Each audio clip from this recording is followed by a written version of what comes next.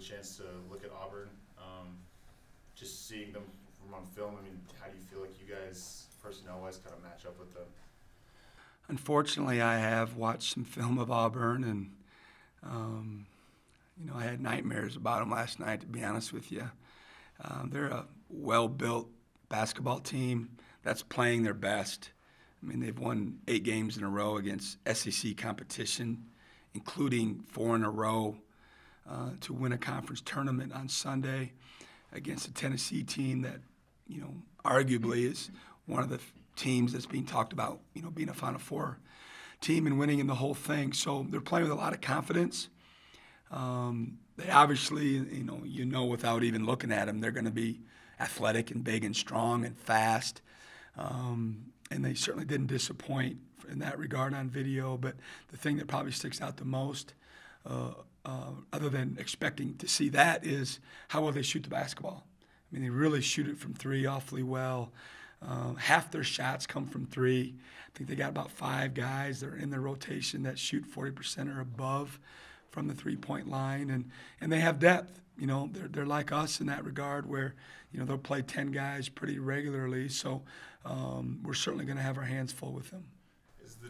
I guess you mentioned they played 10. I think they played 10 yesterday. Did they use the depth similarly to how you guys do it? Did they rely on more on their starting lineup a little bit more, and then kind of bring guys off the benches just to sub in and fill in? I haven't watched every one of their games. I've watched about 2 or 3 of them so far, and I can't really tell, to be honest with you. I just know that they've got a lot of capable players, and I just don't see a lot of flaws when you look at them. They're number 1 in the country in forcing turnovers by percentage of possessions. They're 5th in the country in blocks. I talked about their three-point shooting percentage and how many of them they shoot. They were 1st or 2nd in offensive rebounding percentage in the SEC, which is really hard to do with the high level of athletes that are in that league. So, they just don't have many flaws, and they do a lot of things very, very well. I think you guys obviously shoot the ball pretty well from 3 as well. I think you're 20th in makes this year. Do you see this game kind of turning into a little bit of a three-point shootout? It could. We might be 20th in makes. I'm not aware of that, but we're way up there in attempts too. We don't shoot it quite at the clip that they do, but it's a 40-minute game. You don't have to beat them best out of 7. You got to be better for 40 minutes, and I do believe that the game will unfold the way it will, but it certainly has the potential to be a game where there's a lot of three-point attempts, a lot of up and down. I mean, they certainly want the game to be up-tempo. We don't, we like to play that way as well. And I can see a game that's entertaining for the fans and really up and down, and with both teams possessing a lot of depth.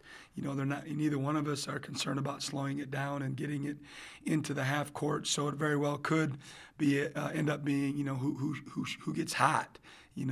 Particularly 1 or 2 guys or the whole team. And certainly, coming off our last game where we made 17 threes and we shot the ball really, really well for the majority of the tournament, I think our kids are shooting the ball with as much confidence right now as they have all year long. Because they're the first game of the day, I mean, do you care either way, playing early, playing late? Does that affect you guys? I think most coaches would say they'd rather play a little bit later. Just because of the routine of having to get your guys up so early and get some food in them, get some energy in them, do your walkthrough, scouting report video, etc. It makes it for just early morning. But at this point, in this day and age, with all the different start times, everybody has had experience in doing that. We're coming off opening the WAC tournament at noon, and we played a game recently on the road at 2, so we have a routine that we'll use, but it's not ideal, but it's not ideal for both of us. So both of us will have that distraction that we'll have to deal with on game day. Salt Lake give more fans an opportunity to travel? Yeah, for sure. I was glad that way. A lot of times you get stuck just by blind luck of playing a team, somewhat in their backyard. And so hopefully we'll have some fans that will make the trip up to Salt Lake. We had a great fan base turnout in San Diego last year, and certainly we disappointed them with our outcome. But, it would be nice to have some folks up there. And certainly it helped us this past weekend. our crowd was amazing in Vegas. It was bigger than last year, and I was impressed last year, and especially Friday and Saturday. We just had a sea of crimson in New Orleans Arena, and hopefully we'll have some folks there. But the good thing is I just can't imagine, it feeling like a road game. At the very minimum, it will feel like a neutral site game for us. Coach, talk to me about this. Maybe you can help me understand a little bit. A margin of 32 against a rival in a championship game, how does that help you going into this next level of competition? I think our confidence level. It was nice to have a stress-free ending.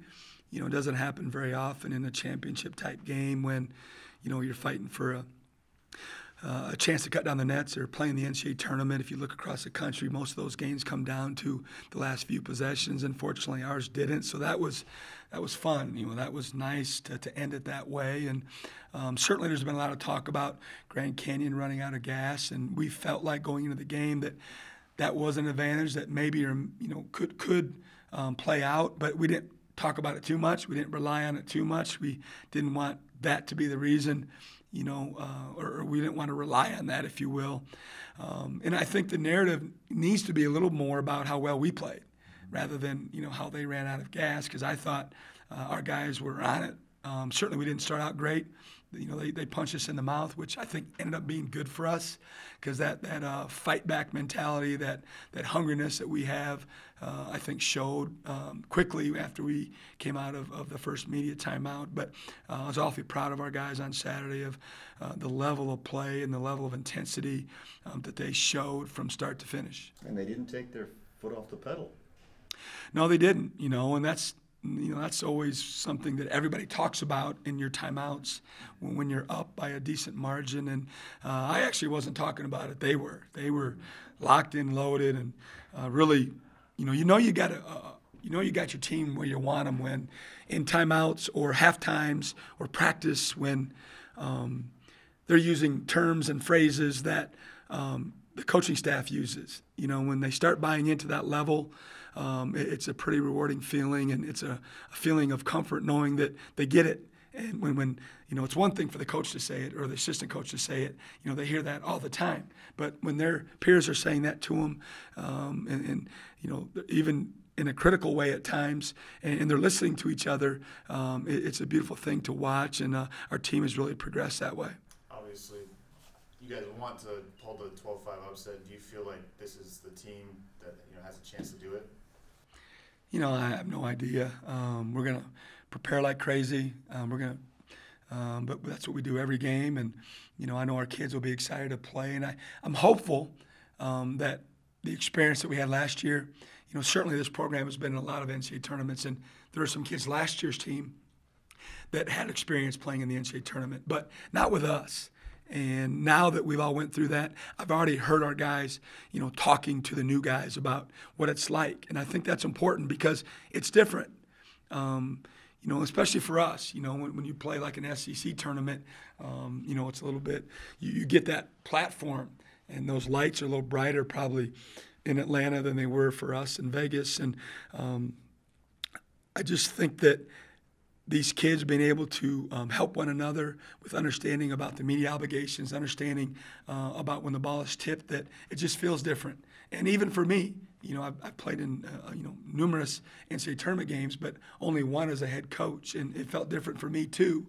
So I'm hopeful that experience will help all of us just play like ourselves. That's all we want is to play well, to give it our best shot. And if we do that, we'll just see what the outcome is. But what I don't want is us to come back and feel like we didn't leave everything on the floor and we didn't play our best basketball. And I didn't think we did last year. We had a stretch there for a while where we were really playing well, but it took us too long to get going. And we're hopeful that we'll play better this time around. Does Auburn remind you of any team that you've seen this year already?